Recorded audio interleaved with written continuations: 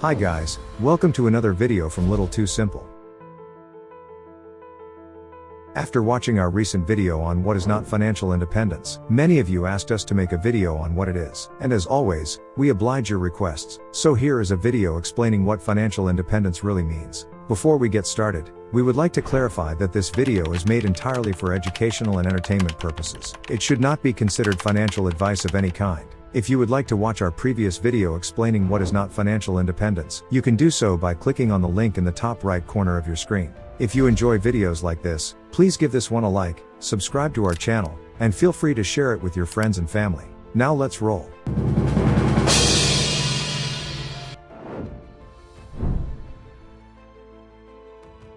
Even though financial independence is commonly defined as having enough passive income to meet your living expenses for the rest of your life, even if you stop working, it is actually much more than that in reality. If you ask us, financial independence should be correctly defined as having enough passive income to meet your living expenses independent of inflation and after taxes for the rest of your life, even if you stop working. Having a large enough emergency fund to handle unexpected health or family emergencies without withdrawing money from your passive income sources. We feel this definition is more holistic as it considers inflation, taxes, and emergencies, all of which, if not taken seriously, can ruin your financial independence.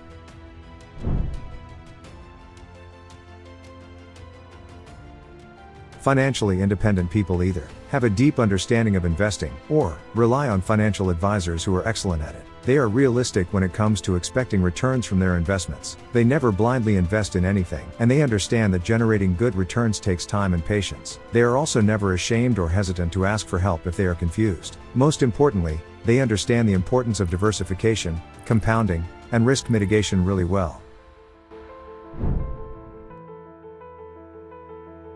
Bad things can happen to anyone at any time, and financially independent people understand this better than most. That's why they are always financially prepared for the worst. They maintain a large enough emergency fund to handle unexpected health or family emergencies without touching their investments. They also have proper health and life insurance. If you've watched other videos on this channel, you already know how much we emphasize creating an emergency fund. Without one, you might be forced to exit your investments at a loss due to bad market conditions. An emergency fund protects you from exactly that.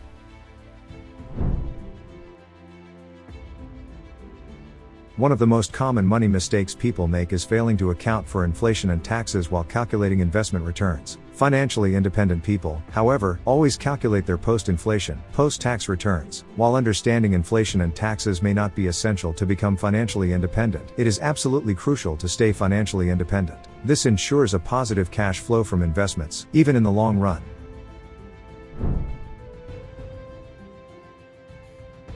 Financially independent people plan their expenses far in advance, sometimes even years ahead. At first, planning many years in advance might seem far-fetched, but big life expenses, such as buying a home or paying for children's education, require years of planning. This forward thinking ensures they don't have to liquidate investments for large expenses. It also secures their family's future, especially in terms of health and education.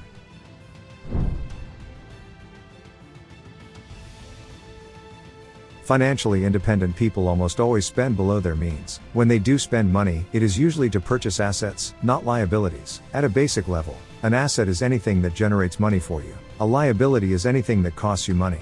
The main reason they spend below their means is that they understand the value of financial independence, and how easily it can be lost by living extravagantly. This doesn't mean they don't spend on enjoyment or improving their quality of life. They do, but in a well-planned, budgeted way, rather than impulsively. We hope this video helped you better understand the true concept of financial independence. Thanks for watching. If you've made it this far, let us know your thoughts in the comments below. If you found this video interesting, explore our channel for many more videos on personal finance, financial success stories, and business case studies. Until next time, have a good one, guys.